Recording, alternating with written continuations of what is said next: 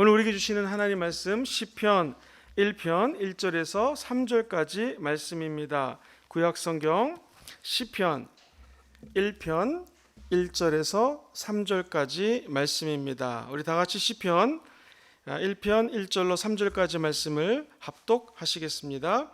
복 있는 사람은 악인들의 꾀를 따르지 아니하며 죄인들의 길에 서지 아니하며 오만한 자들의 자리에 앉지 아니하고 오직 야훼의 율법을 즐거워하여 그의 율법을 주야로 묵상하는도다. 그는 시냇가에 심은 나무가 철을 따라 열매를 맺으며 그 잎사귀가 마르지 아니함 같으니 그가 하는 모든 일이 다 형통하리로다. 아멘. 오늘 저는 본문 말씀을 중심으로 피할 것을 피하세요 라는 제목으로 하나님 말씀 나누기 원합니다. 같이 한번 제목을 읽어보실까요? 시작. 피할 것을 피하세요. 이 시편 1편은 시편 전체를 조명하는 가장 중요한 장입니다. 우리는 누구나 다 복을 받기 원합니다. 저 여러분들이 오늘 하나님이 주시는 신령한 복을 받게 되기를 주의 이름으로 축원드립니다. 이 복은 구약에서 히브리어로 크게 두 가지가 있습니다. 첫 번째는요, 이 바라크라고 하는 단어가 있는데 이 말은 하나님이 주권적으로 부어주시는 복입니다. 즉 인간이 내가 너에게 복 줄게 라는 거하고는 이게 비교가 안 됩니다. 하나님이 예를 들면 아브라함을 너는 본토 친척 아비 집을 떠나 내가 명령할 곳으로 가라 그래야 하면 내가 너에게 복을 주고 너를 저주하는 자는 저주하고 너를 복주는 자는 복주면서 내가 너를 만민에게 복으로 삼으리라. 이런 복입니다. 복. 이걸 바라크라고 하고요. 구약에서 415번 정도가 쓰였습니다. 그런데 많은 분들이 바라크는 잘 아는데 두 번째 아샤르라고 하는 히브리 말은 잘 모릅니다. 이것은 상대적으로 조금 쓰였어요. 45번 정도가 쓰였는데 이 말의 뜻은 복의 근원 대신 하나님을 의지하여 내가 말씀대로 살아갈 때 그 말씀을 사랑하고 말씀을 지켜 따라갈 때 하나님이 나에게 부어주는 복을 우리는 이 아슈아르 또는 아샤르라고 이야기를 합니다. 다시 말해서 내가 하나님의 말씀을 따라서 행할 때 주님이 부어주시는 복입니다. 사랑하는 우리 모든 성도님들은 하나님이 주시는 이 바라크라고 하는 복과 아샤라고 하는 복을 다 받아 누리게 되기를 주의 이름으로 축원드립니다. 이 두 가지 복을 받기 위해서는 오늘 성경 말씀은 세 가지 것을 피하라고 말씀하십니다. 이거를 샥 피하면 하나님이 주시는 바라크와 아샤라라고 하는 복을 받을 수 있다는 것이죠. 시편 1편 1절 말씀을 같이 한번 읽어보겠습니다. 시작. 복 있는 사람은 악인들의 꾀를 따르지 아니하며 죄인들의 길에 서지 아니하며 앉지 아니하고. 먼저 피해야 될 것 첫 번째는요, 악인들의 꾀를 따르지 말라고 이야기합니다. 악인 이 말은요 재밌게도 법적인 용어입니다. 어떤 사람이 법정에서 유죄 판결을 받았습니다. 그러면 그 사람을 악인이라고 합니다. 오늘 이 말씀 속에서는 하나님의 법, 즉 율법이죠. 하나님 말씀을 비춰봐 가지고 이 말씀대로 살지 않는 사람을 죄인이라고 이야기를 합니다. 죄인들의 특징이 있는데 이 죄인들은요 자기의 꾀를 따르며 삽니다. 자기의 꾀를 따르는 것은 이 에차라고 하는 히브리 말을 쓰는데 이 말이 재밌습니다. 하나님하고는 전혀 상관없이 인간의 생각대로 살아간다는 것입니다. 우리가 하나님을 안다고 하지만 하나님의 율법을 따르지 아니하고 그동안 내가 갖고 있던 생각들, 내가 갖고 있던 경험에 비춰서 살면은 우리도 자칫 잘못하면 악인이 될 수 있다는 것입니다. 저 여러분들은 이 악인의 꾀를 따르지 않게 되기를 주의 이름으로 축원드립니다. 두 번째는요, 죄인들의 길에 서지 말아라. 성경은 이야기합니다. 이 죄인은요, 표적을 빗나가거나 길을 잘못 든 사람을 죄인이라고 얘기합니다. 다시 말하면 하나님의 율법에서 말씀에서 빗나간 자는 죄인이 됩니다. 하나님의 길, 즉 말씀의 길을 가지 아니하고 자기 자신의 길을 가는 사람을 성경은 죄인들의 길을 가는 사람이라고 이야기합니다. 세 번째로 오만한 자의 자리에 앉지 마십시오 라고 이야기합니다. 오만한 자는요, 레침이라고 하는 단어를 썼는데 이게 재밌습니다. 우리는 내가 오만해, 거만해, 높은 자리에 올라갈 것처럼 생각하는데 이 말의 뜻은 조롱하는 사람이라는 뜻입니다. 즉 하나님이 어딨니? 병원에 갔지? 병원 가니까 하나님이 치료해 주신 거지, 그거 네가 하나님께 기도해서 치료한 받은 거 아니야 라고 조롱하는 사람이 된다라는 것입니다. 근데 재밌는 것은요, 요 세 가지 동사가 점점 점층적으로 쓰인다라는 것입니다. 한번 들어보세요. 어떤 사람이요, 처음에는요, 악인들이 하는 얘기를 가만히 듣다 보니까 이 사람들 얘기가 맞는 것 같아요. 그러니까 악인들의 애차, 이 꾀를 따라가기 시작합니다. 막 그 꾀를 따라가다 보니까 두 번째로 자기도 모르게 죄인의 길에 딱 서 있는 것입니다. 더 무서운 것은 죄인의 길에 서서 계속 죄인들하고 놀다 보니까 결국에는 교만한 자리 혹은 오만한 자리까지 앉게 됐다. 이 말은 결국에는 하나님까지도 부인하게 된다라는 것이죠.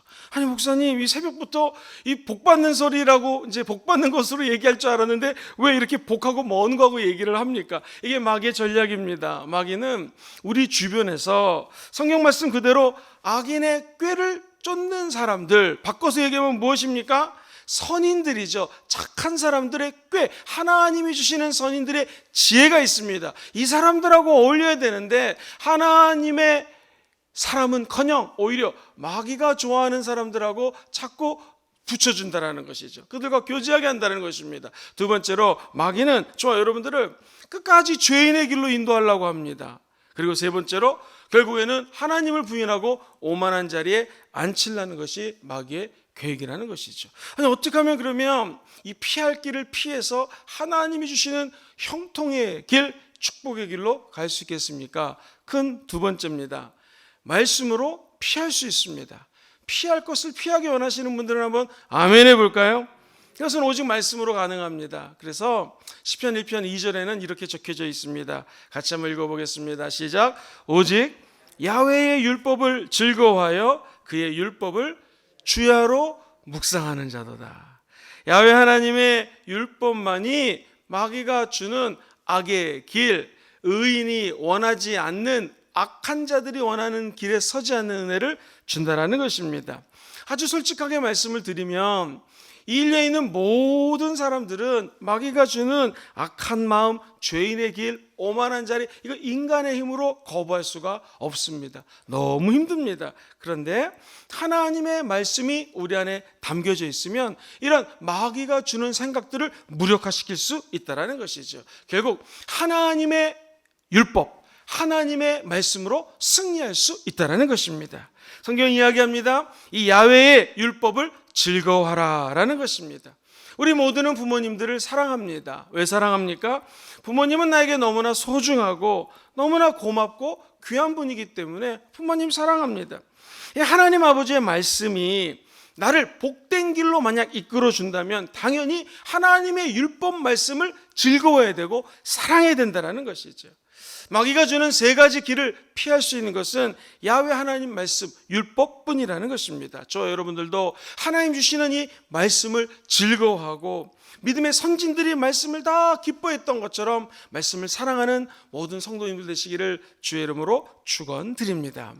말씀을 다 사랑했죠, 하나님의 사람들은. 근데 유독 다윗은 이 시편을 가만히 읽어보면 정말 하나님 말씀을 사랑했던 사람입니다. 시편 19편 7절 이하에 이런 말씀이 나와요.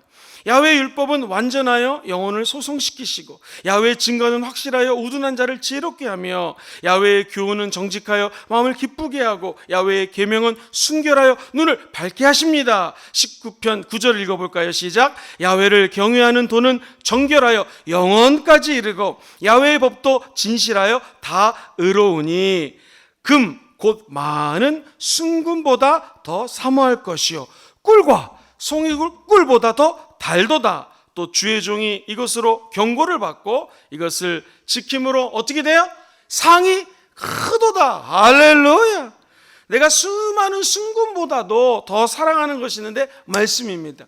이 말씀은 꿀과 꿀송이보다도 더 답니다. 그래서 나는 이 말씀으로 경고를 받고 말씀을 따라갔더니 하나님 주시는 상이 축복이 가득하더라라는 고백입니다.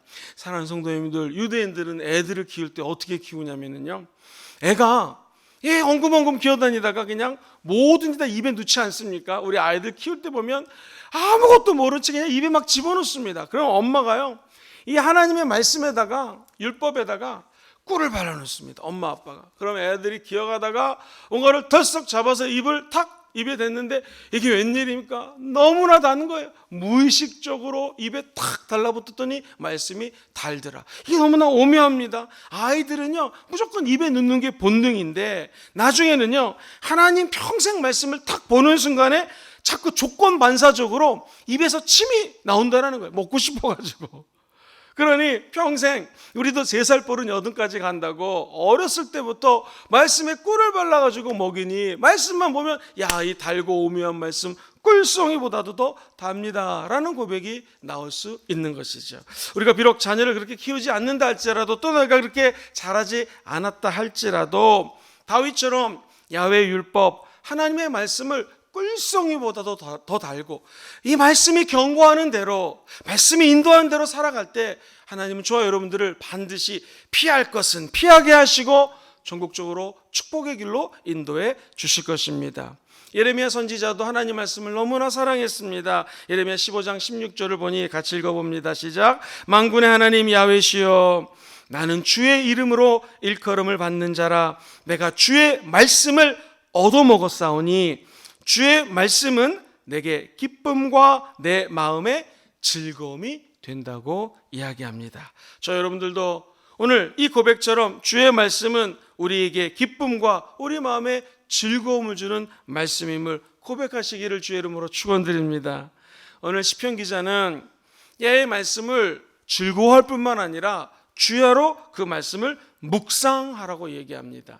우리는 흔히 묵상하면은 quiet time 해가지고 조용히 말씀을 그냥 이렇게 읽는 걸로 생각합니다. 그렇지 않습니다. 묵상은 나지막한 소리로 말씀을 읊는 것이라고 표현이 더 정확할 수 있습니다. 즉, 말씀을 단순히 귀로만 듣는 것이 아니라, 눈으로만 보는 것이 아니라 내 입술로 말씀을 읊은다는 것이죠. 읽는 것을 의미합니다. 소리내서 말씀을 고백하는 것입니다. 그런데 중요한 것은 묵상은 한 번 고백하는 것이 아니라 마치 소가 여물을 먹을 때 되새김질하고 되새김질하듯이 또 읽고 또 읽고 또 생각하고 또 묵상하면 하나님의 말씀이 내 안에 탁 차기 때문에 이 악인들의 악인들의 지혜가 아니라 하나님이 주시는 말씀의 지혜로 우리를 선한 사람으로 만들어준다는 것입니다. 죄인들의 길에 서지 않게 원하시는 분들은 아멘 해볼까요? 말씀은 의의 길로 인도하기 때문에 의의 길, 예수 그리스도의 십자가의 길로 우리를 세워주고 인도한다는 것이죠. 뿐만 아니라 말씀이 있으면 나도 모르게 겸손해집니다. 말씀이 없으면요, 나도 모르게 교만해집니다. 위아래를 모르고 살아가는 이유는 무엇일까요? 말씀이 없을 때 그렇게 살아갑니다. 그러나 예수 믿는 사람들은 말씀이 있으면 내 위에 하나님이 계신다는 것을 알게 된다는 것이죠.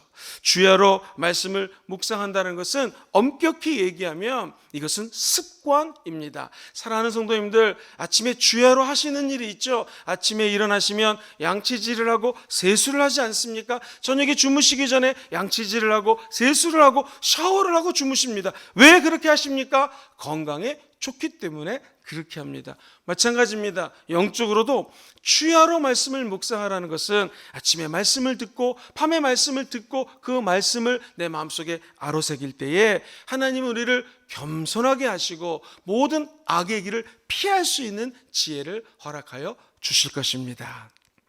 하나님은 이스라엘 백성들을 너무나 사랑하기 때문에 이 말씀의 습관을 가지라고 시편 6편 6절 이하에 이렇게 이야기를 합니다. 오늘날 내가 너에게 명하는 이 말씀을 너는 마음에 새기고 내 자녀에게 부지런히 가르치며 집에 앉아 있을 때든지 길에 행할 때든지 누워 있을 때든지 일어날 때든지 이 말씀을 강론할 것이며 8절부터 읽어볼까요? 시작. 너는 또 그것을 내 손목에 매어 기호를 삼으며 내 미간에 붙여 표를 삼고 9절에 내 집 문설주와 바깥에 기록할지니라. 이 유대인들은요, 지금도 안식일이 되면 남자들은 성경을 손가락에 메고 팔뚝에 감습니다. 이마에도 붙입니다. 호주에서 살 때 제 친한 친구가 유대인이었는데요, 집에 갔더니 문설주에 집 앞에다가, 대문 앞에다가 뭘 귀한 것을 은박지 같은 것에다가 보물처럼 싸놨습니다. 이게 뭐냐고 그랬더니 하나님의 말씀이라고 이야기를 합니다. 우리는 어떻게 적용할 수 있겠습니까? 유대인처럼 하지 않는다 할지라도 집에 가시면 말씀을 볼 수 있도록 말씀을 많이 집에 붙여놓는 거 좋습니다. 혹은 하나님의 말씀을 우리 순복음 금종교회 달력에 정성껏 담았으니 달력을 붙여놓고 한 달 동안 그 말씀을 읽는 것도 좋습니다. 때로는 말씀을 읽다가 은혜 받은 것을 적어보기도 하고요, 말씀대로 실천했더니 응답받은 내용들을 기도할 때 하나님께서는 그 말씀대로 축복을 더하여 주실 것입니다. 정말로 말씀이 내게서 멀어진 것 같고 어려울 때가 있습니다. 그때는 어떻게 하면 좋겠습니까?